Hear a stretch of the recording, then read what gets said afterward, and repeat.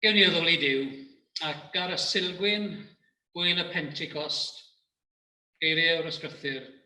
Dywedodd Iesu, bydd yr eiriolwr, yr ysbryd glân a anfona'r tad yn fy enw I, yn dysgu popeth I chi, ac yn dwy'n ar gof I chi y cwbl a ddywedais I wrthych. Pan ddaw ef ysbryd y gwirionedd, fe'ch arwen chi yn yr holl gwirionedd. Ysbryd glân Duw fel y deithost a'r ddisgyblion Iesu ar y Pentecost cyntaf, mewn gwynt nerthol a thyfodau tân, gan ei llenwi a grym a hyder I wneud pethau mawr dros o ti. Tyrd atom ninnau yn awr. Tyrd megis anadl Duw i'n bewhau. Tyrd megis tafod tân i'n puro. Tyrd megis dŵr bywiol i'n diwallu. Tyrd megis gwynt nerthol i'n hadnewyddu. Tyrd megis colomen a rhoi'n I dydang nefedd. Tyrd arglwydd yn dy lawnder a llanwn I oll a llawnder Duw. Amen. Ar efyn cyntaf 570, Greiawdwr ac iachawdwr glân doed tân ysbryd eto, fel yr asilgwyn cyntaf gynt yn nerthol wynt yn rhuthro. 570.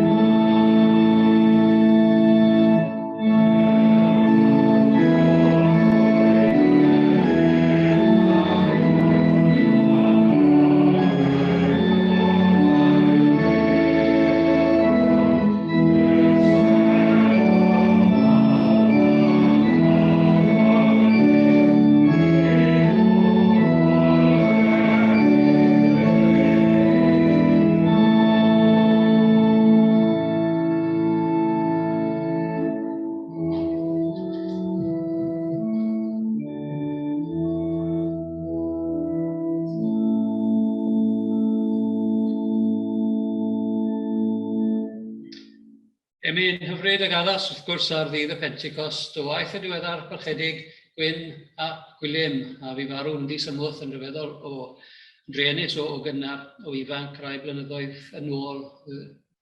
Cyfarfod unwaith neu ddwy oedd ei dad yn Gweinidog gyda'r hen gorff, a gyntau yn y ffeiriad gyda'r Eglwys yng Nghymru, os yw'r llaw ohonoch chi wedi i gyfarfod ag. Gan droi at y darlleniadau, darlleniad traddodiadol ar fôrau'r Pentecost, dyfodiad yr Ysbryd Glân actau penod 2. Ar ddydd cyflawni cyfnod y Pentecost, yr oeddent oll ynghyd yn yr un lle, ac yn sydyn fe ddaeth o'r nef, sŵn fel gwynt grymus yn rhuthro, ac fe lanwodd yr holl di lle roeddent yn eistedd.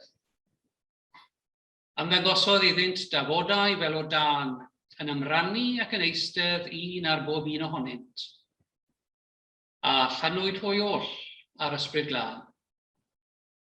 Dechreuasant lefaru a thafodau dieithr, fel yr oedd yr ysbryd yn rhoi lleferydd iddynt. Yr oedd yn preswylio yn Jerusalem Iddewon, pobl ddiwiol o bob cenedl dan y nef.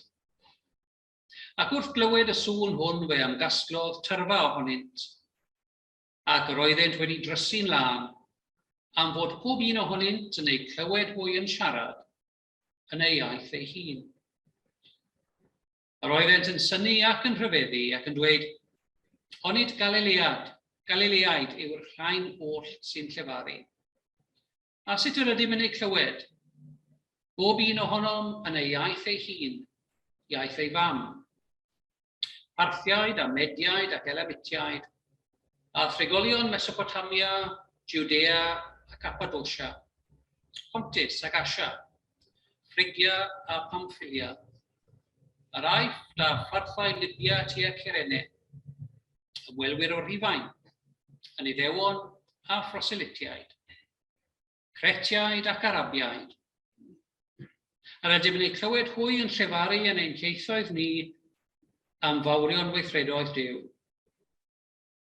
Roedd pawb yn synnu mewn penbreth, gan ddweud yn aill wrth y llall, beth yw ystyr hyn. Ond yr oedd eraill yn dweud yn wawglyd, wedi meddwi ymaint. Byddai bendydd Duw ar y darllen o iau.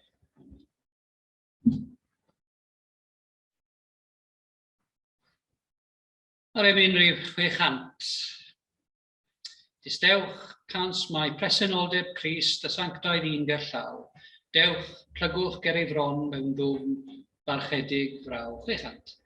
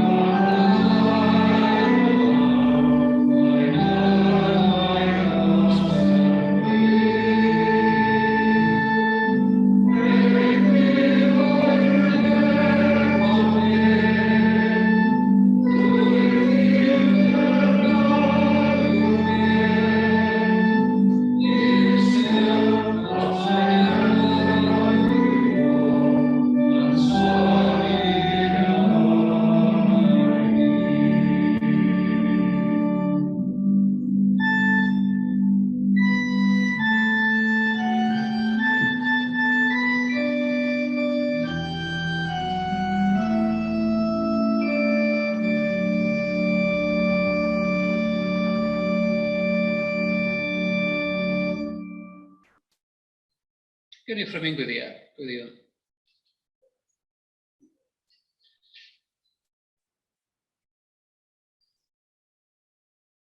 Arglwydd y bydysawd, arglwydd ein creawdwr. Yn erth yr egni y pŵer sydd ers dechreuad amser a'r byd wedi llywyrchu yn hywyllwch calonnau dynion.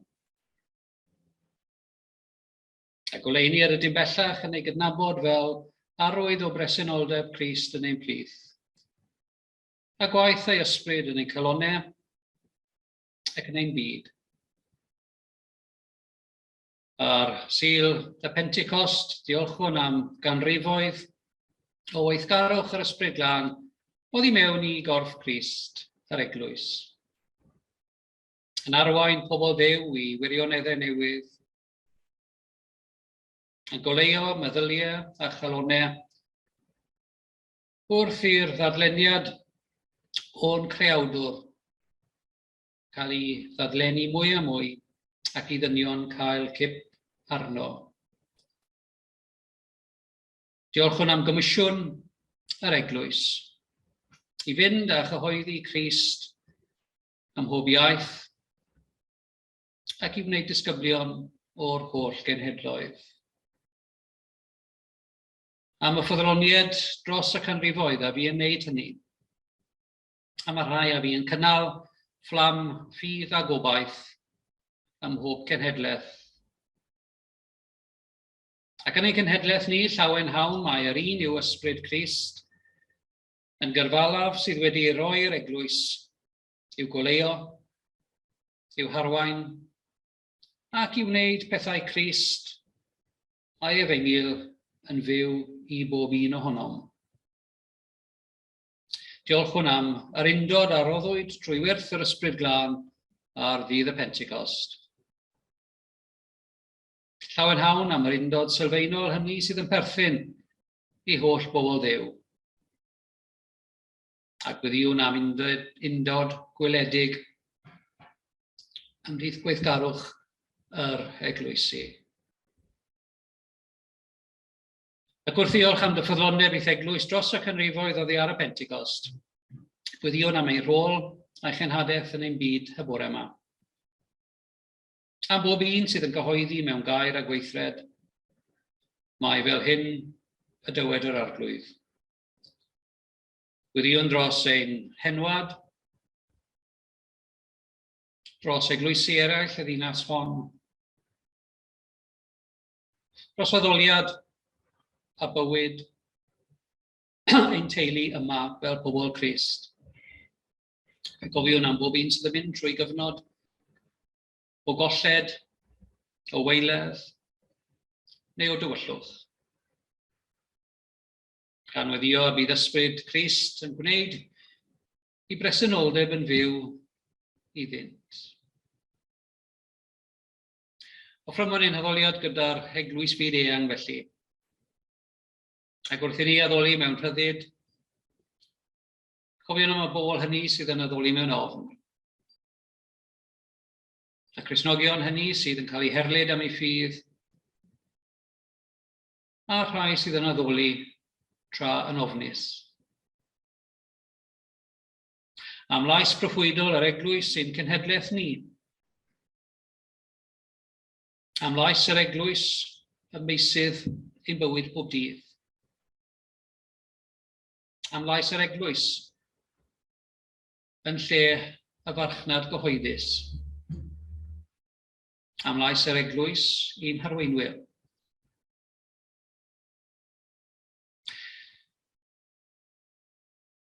Ac wrth i'r ysgrythyr ein hannog i weddio dros arweinwyr a llywodraethwyr a brenhinoedd, cydnabyddwn gwasanaeth y frenhines dros y blynyddoedd. Diolchwn am ei deimlad o ddyletswydd, ei hymroddiad i'w theyrnas, ei hymlyniad at y ffydd. Am ei hesiampl felly o ddyletswydd i'n gwlad. Diolchwn hefyd am bob arwydd o fywyd newydd a welwn ni yn ein gwlad. Eisoes wedi clywed am weithgarwch plant a phobl ifanc ein cenedl. Diolchwn am yr arwyddion hynny o greadigaeth a bywyd newydd a welwn ni.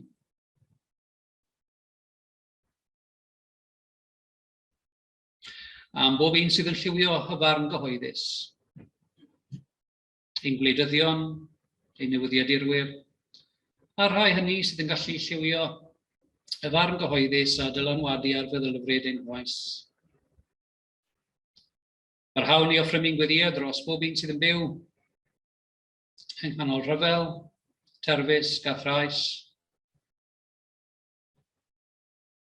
A gweddion dros bob un sydd yn ceisio sefydlu cyfiawnder ynghyd â heddwch. Offrymwn ein gweddiad dros y bobl hynny sydd yn rhannu ein byw pob dydd. Ein cymunedau, ein cymdogion, ein cydweithwyr, berthnasau a'r bobl hynny sydd yn taro ar draws ein llwybrau o ddydd i ddydd.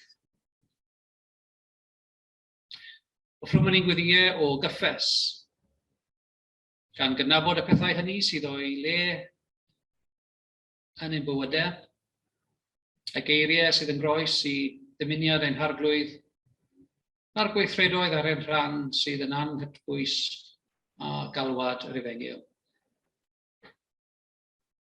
Ond wrth gyfaddau a chyffesu, gwnawn hynny yn hyderus. Yn yr ymwybyddiaeth ein bod ni yn troi at Dduw sydd yn cynnig ei ras, ei drigaredd, a'i gariad atom am bob amgylchiad.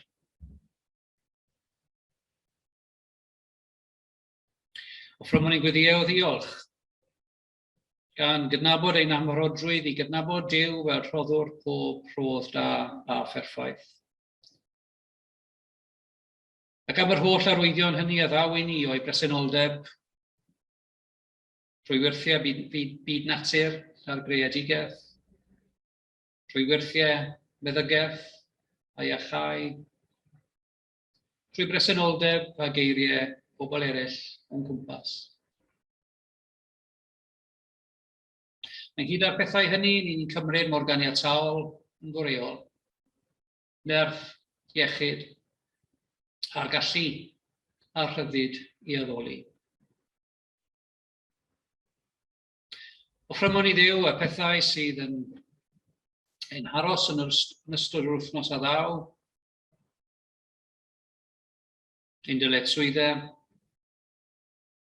a'r bobl sy'n rhannu ein bywydau.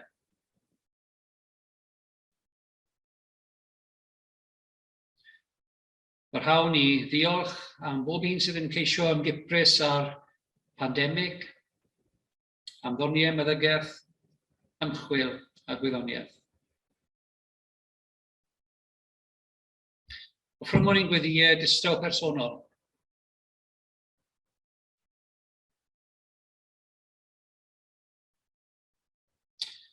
Gan ddeisir i'r ysbryd glân agor ein meddyliau a'n calonau.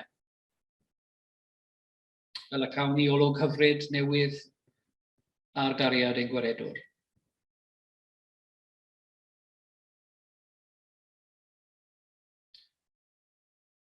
Cofiwn ac fe ymdeimlwn a phresenoldeb yr rhai aeth o'n blaen ni mewn ffydd. Ac cwbl tystion hynny, Cymdeithas y Saint, sydd bellach a'i gyrfa wedi gorffen, a'i gweledigaeth ohono ti yn weledigaeth berffaith. Yn ei cwmni offrymwn i ti ein mawl am diolch, gan ddefnyddio'r ffurf arweddu a roddodd Crist canrifoedd yn ôl i'w ddisgyblion cynta. Ein tad.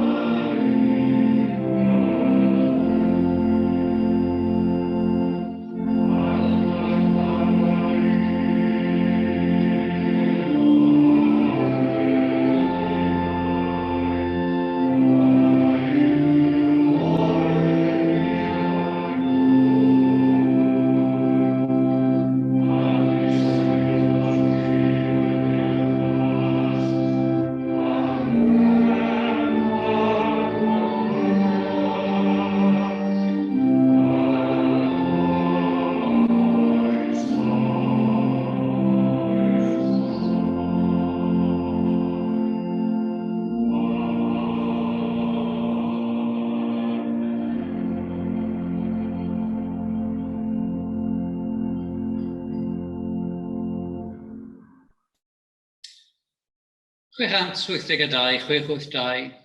Pere'r enwydd mewn anial dir yn crwydro yma thraw ac yn rhyw ddisgwyl bob yr awr fod tîf yn had ger llaw. 682.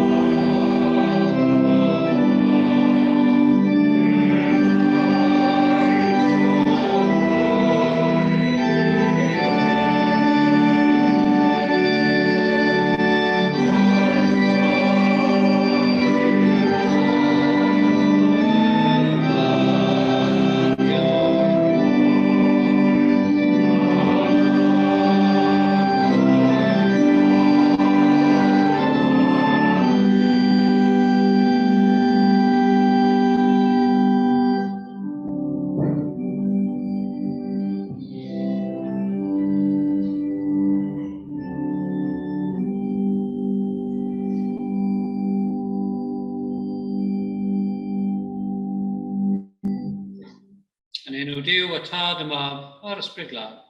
Amen. Sul Gwyn, neu dydd y Pentecost yn Jerusalem. Pam oedd y dyrfa yno yn barod? Wel, oedd Jerusalem yn metropolis ar y pryd, fel Athen, fel Rhufain yn yr hen fyd. Jerusalem oedd y ganolfan crefyddol.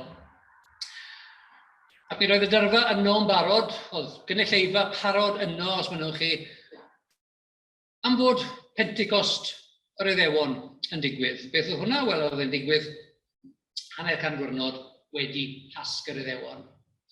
Oedd y disgwyliad bod pob dyn o Iddew, pob Iddew pybyr felly oedd yn dyn, oedd yn byw o fewn dalgylch o 20 milltir i Jerusalem yn gorfod dod i'r brif ddinas. Roeddwn ni'n os maen nhw'n chi 3-line whips y grefydd Iddewig, os o'ch chi'n ddyn o Iddew ac yn byw yng nghyffiniau Jerusalem. A hwnna yn digwydd yn flynyddol.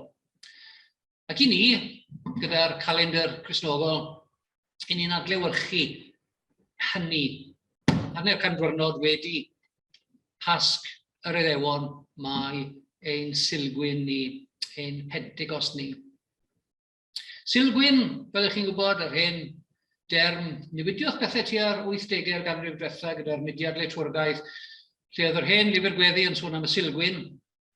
Bellach mae pobl yn tueddu defnyddio'r term y Pentecost, a hynny mewn rhyw awydd i fynd nôl at y gwreiddiau ac at ei ddewiaeth. Ond beth bynnag am hynny, roedd yna dyrfa eang yn Jerusalem. Ac roedd disgwyl i'r Iddewon hynny mynd i Jerusalem, nid yn unig ar y Pentecost, ond teirgwaith y flwyddyn, y Pasg, gwyl y Pebyll neu gwyl y Tabernacle a'r Pentecost. Teirgwaith. Rhai ohonoch chi sy'n gyfarwydd â hyn lyfrau Daniel Owen. Mae Gwen Thomas, mae Harri'r Wernddi, mae'n eglwyswr pybyr ac mae'n credu'n gryf, mae dim ond teirgwaith y flwyddyn, mae angen iddo fe fynd i Eglwys y Crwys. Nadolig, y Pasg a'r Silgwyn. So di ond yn gallu cael pobl i ddod yn nadolig y Pasg a'r Silgwyn dyddi yma, so yn gam ymlaen. Ond yr ymlyniad na o gadw defod, mynd i'r addoldy. Dyna pam roedd yna dyrfa eang cosmopolitan iawn eisoes yn Jerusalem ar y bore hwnnw. A'r darlleniad na nes i'n gynharach, mae'n cael ei adnabod gan clerigwyr fel rhyw tipyn o dung twister, yn diwedd, achos mae'n mynd trwy holl genhedloedd dwyrain môr y canoldir, a mae'n darllen fel rhyw lyfr taith, yr holl wledydd, yr holl genhedloedd oedd yn byw yn y rhan honno o'r wlad. Ar Sul Pentecost, gallwn ni ond dychmygu yr olygfa, achos o wahanol i digwyddiadau neu gwyliau mawr eraill yr eglwys, does dim llawer o ddarluniau yn orielau mawr y byd yn darlunio dydd y Pentecost. Mi gewch chi ddigon o'r genedigaeth, digon o'r croeshoiad, digon o'r atgyfodiad a'r digwyddiadau eraill ar ysgyniad, ond prin iawn yw'r lluniau enwog mewn orielau celf o'r digwyddiad yma. Mae fel sy hanes a'r eglwys wedi gadael hynny i ddychymyg yr eglwys, gan bob un i ddarlun arbennig. Mae'n amlwg bod Luc wedi cael rhyw syniad dramatig iawn. Tafodau tân yn disgyn ac yn gorffwys ar bennau yr apostolion. Y pregethu yma, gyda phob un yn deall yn ei iaith ei hun. Pam mae'r disgyblion yno? Mae'r disgyblion yno am fod Iesu yn syml wedi gofyn iddyn nhw aros. Arhoswch yn y ddinas hon nes y cewch eich gwisgo a nerth o ddifri. Mae aros am unrhyw beth yn ein bywydau yn anodd yn diwedd. Aros am ganlyniadau. Aros am ryw newyddion. Ac am hwnni, roedd y cyfnod wedi'r Pasg hyd esgyniad Iesu a dydd y Pentecost wedi bod yn gyfnod o aros anodd i'r disgyblion cyntaf yna. Achos wedi'r cyfandrwn, nhw ddim yn siŵr am be o'n nhw'n aros. Aroswch yn y ddinas hon nes y cewch eich gwisgo a nerth o ddichod. Mae aros i chi a fi am unrhyw beth yn anodd yn diwedd. Yn yr un ffordd, rhaid bod rhain ddim yn siŵr beth oedd yn mynd i ddigwydd iddyn nhw wedi'r cyfnod hwnnw o aros. Ond i ni cael y darlun dramatig yma. Sŵn gwynt nerthol yn rhithro. Mae'n debyg i fod wedi gwneud argraff ar y dyrfa ac wedi gwneud rhywbeth arbennig i'r apostolion hefyd. Ac fel sy'n ni'n symud nawr o ddathliad i ymroddiad, neu o ddathliad i wasanaeth. Ond mae'r eglwys bore, mae'r disgyblion wedi dathlu ar atgyfodiad. Nawr maen nhw'n cael eu symud a'u hannog i gyfnod newydd yn hanes yr eglwys ac yn ei bywydau eu hunain. Gyfnod ymroddiad y Pentecost. A'r bwrlwm ar ddydd y Pentecost, yr holl sŵn, pregethu, darlun dramatig, y dyrfa eang. Be sy'n digwydd yw bod hen ddarlun Genesis o Tŵr Babel, chi'n gofio, dyn yn ceisio cyrraedd Duw, dyn yn ceisio darganfod mwy am Dduw yn ôl mytholeg a chwedloniaeth yr Hen Testament. A Tŵr Babel yn syrthio, a'r ieithoedd a'r cenhedloedd yn cael eu gwasgaru. Mae'r darlun yna, hen ddarlun, yn meddylfryd yr Iddewon, yn cael ei wirdroi, yn cael ei droi ar ei phen, os mynnwch chi. A mae Tŵr Babel fel sy'n cael ei uno eto. Rhyw fath o gyfathrebu newydd, os mynnwch chi, am bod pob un yn deall yn ei iaith ei hun, iaith ei fam. Hollol, anesboniadwy. Ond dyn ni fod esbonio'r peth, dyn ni ddim yn gwybod gwirth cyfathrebu te beth. Bob un yn clywed yn ei iaith ei hun. Beth bynnag am hynny, a sut bynnag i ni'n edrych nôl ar y darlun mae'r Testament Newydd yn rhoi i ni, dros y canrifoedd mae yna ddau ganyniad i fydd y Pentecost neu gweithgarwch yr Ysbryd Glân. A'r pethau yna yn her i'r eglwys ym mhob cenhedlaeth. Beth gyntaf yw undod yr apostolion. Bydden nhw oll yn yr un lle, yn profi rhyw fath o undod, ac y gwahanol ieithoedd, mae yna rhyw fath o undod yn perthyn i'r digwyddiad. A dros hanes yr eglwys, mae'r eglwys wedi meddu ar rhyw fath o undod. Yr undod hwnnw ddim yn weledol, wrth gwrs, dros y canrifoedd, ond dawn roedd yr Ysbryd Glân ym mhob traddodiad. A dyw undod beth yn golygu unffurfiaeth. Does dim rhaid i ni gyd addoli yn yr un ffordd. Does dim rhaid i bob eglwys yma gweddi neu cael trefniadaeth sydd yn union yr un peth. Un o wirthiau, neu un o atyniadau'r eglwys ym mhob cenhedlaeth, yw bod hi wedi llwyddo i gynnal amrywiaeth. I ba bynnag oedfa ewch chi ym mha bynnag draddodiad, ym mha bynnag iaith. Mae yna rai pethau sylfaenol byddai chi a fi yn ei hadnabod ac yn ei deall fel nodweddion Cristnogaeth. Yn yr un ffordd, dim rhaid, dwi ddim yn credu ty beth, dim rhaid i ni golygroesi gyd cytuno ar bob manylun ynghylch ein ffydd. Achos bod yr hyn sy'n uno ni, gwirth yr Ysbryd Glân gyda'i aml a gweddau, yn gryfach na'r pethau sydd yn ei gwahanu ni. A mae eglwysi gwahanol yn denu pobl gwahanol. Mae gyda ni gyd angen unigol yn un hunain, gyda ni gyd am hynny yn hoffi addoli yn y ffordd sy'n apelio ato ni. A dwi'n credu bod yr eglwys yn goffo parchu hynny, bod ni gyd yn wahanol, ac eglwysi gwahanol yn denu pobl ambell waith ar wahanol adegau o bywyd, ond yn ei denu nhw am ei bod nhw'n gyffyrddus gyda y traddodiad arbennig yna. Yr her felly, cynnal undod yr eglwys, gan asgoi unffurfiaeth, cil, a mynnu bod pawb yn gwneud bethau yn yr un ffordd ac yn credu yn yr un ffordd. A'r ail her sydd wedi bod i'r eglwys dros y canrifoedd ar y Pentecost yw her cyfathrebu. Her cyfathrebu. Siarad. Hyn oedd yn bwysig nôl yn Jerusalem, pan gododd Pedr a'r apostolion eraill i bregethu bod pawb yn ei ddeall yn ei iaith ei hun. Yn ei iaith ei hun. A fe wedes i, gallwn ni beth esbonio hynny, y wirth oedd yn digwydd. Ond, yr her yr eglwys dros y canrifoedd ac yn y cenhedlaeth ni, yw cyflwyno'r efengil yma i bobl yn eu ieithoedd eu hunain. Neu mewn cyfrwng, neu mewn dulliau, neu ar ffurf, sy'n siarad yn eglur â nhw. Mae'r Testament Newydd yn sôn am ffolineb pregethu. Bydd rhaid i ni gael digon o ffolineb pregethwyr, ond ffolineb pregethu mae'n debyg yw un o ffurf ordeniedig Duw o drosglwyddo'r neges yma o genhedlaeth i genhedlaeth.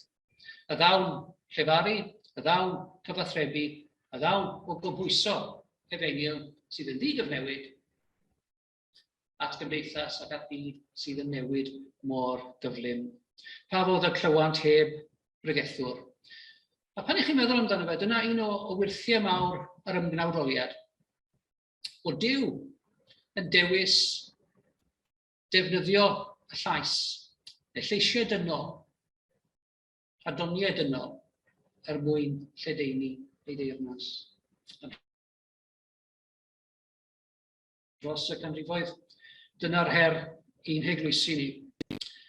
A gofyn y cwestiwn, oeddi'r dyn tu allan, neu oeddi'r pobl yn eglwysi ni, yn clywed neges yn nhw'n ei deall yn eu llaeth eu hunain.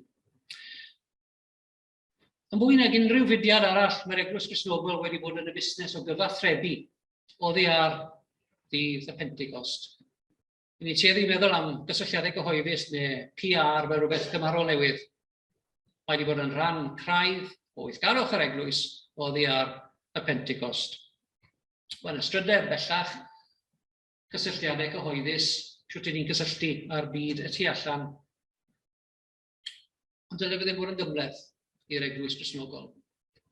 Oddi ar y dyddiau yma, dyw'r cymhelliad ddim wedi newid, dyw'r neges ddim wedi newid, dyw'r enogaeth i bregethu'r holl byd ac i greu Cristnogion ddim wedi newid. Ar un fyfyriwr blynyddoedd yn ôl yn y Coleg Gweinidog, diweddar athro Harry Williams oedd yn ysgu am astudiaethau bugeiliol i ni.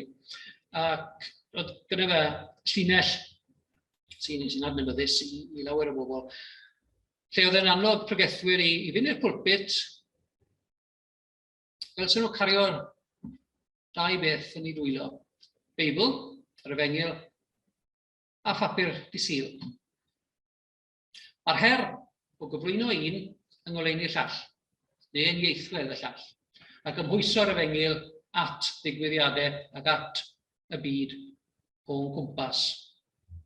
Yn ieithwedd ni, gallwn ni ddweud fel eglwysi bod y byd y tu allan yn ein clywed ni yn siarad yn nhw mewn ieithwedd sy'n ddealladwy iddyn nhw ar her am pob oes. Felly, Pentecost, undod am cyd Cristnogion. Nid yn ogaeth i wneud popeth yn yr un ffordd. A'r syniad hefyd bod yr eglwys ddim yn ddemocratiaeth. Yr eglwys ddim yn ddemocratiaeth. Mae'n chi'n gweud hynny wrth annibynnwyr, mae'n siŵr am beth chi'n sôn. Ond dyw'r eglwys erioed wedi bod yn ddemocratiaeth. Mae'n theocratiaeth. Duw sydd yn ei harwain ni. Duw sydd yn ben arni. Ysbryd Duw sydd yn symud trwy gorff o ddynion a gwragedd gan eu cymhwyso nhw, a'i huno nhw, a rhoi efengyl iddyn nhw sydd yn efengyl ddigyfnewid. Cyfathrebu. Ni'n ffodus ein bod ni yn agored ac yn defnyddio cymaint o ffyrdd newydd o gyfathrebu yn ei byd ni. A mae'n rhaid ni ddiolch i Dduw am hynny ac i ddiolch i Dduw am ddoniau bobl hynny sydd yn gallu gwneud hynny. A mae'r her yna yn parhau o hyd. I gyhoeddi y digyfnewid i fyd sydd yn newid yn gyflym. A llawenhau bod y trysor yma gennym ni mewn llestri pridd, ond bod ysbryd Crist yn gallu defnyddio y llestri pridd heini gogoniant i'w enw. Gwni droi at Duw mewn gweddiwn.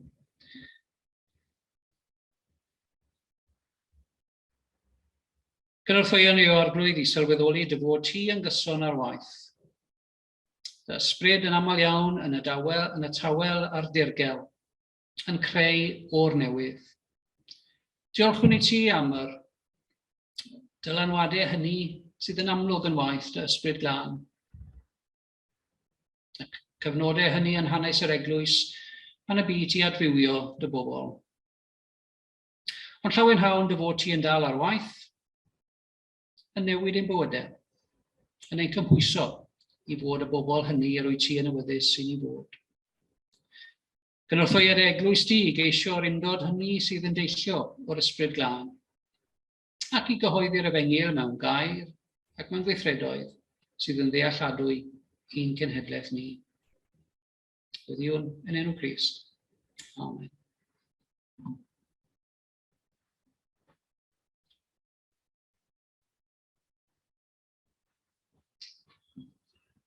Yn hemyn ola bore yma, 598, ysbryd y gorfoledd, tir ein calon ni, bydd aw can i'n henaid wrth adnabod i, cyfaredd hysbryd a llawenydd byw, nes i'n llwyrfeddiannu cyfoeth mawr ein Duw. 598.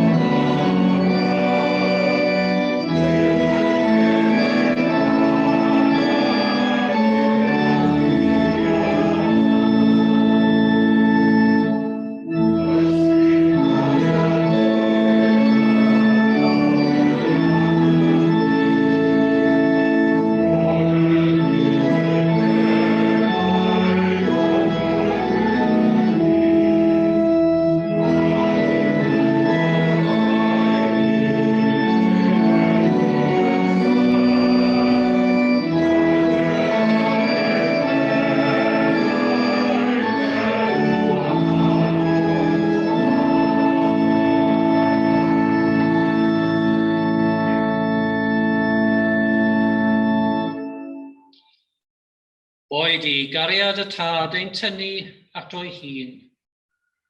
Oed I gariad y goredwr, lifod rwom. Oed i'r ysbryd glân gymryd ein geiriau a'n gweithredoedd, a'i llenwi a'i rym. Ewch mewn rhyngnefedd I gari ac I wasanaethu'r arglwydd, a bendith Duw holl alluog, tad y mab a'r ysbryd glân, a fod eich plith ac adrigo gyda chi, yr awr hon, hyd byth. Amen.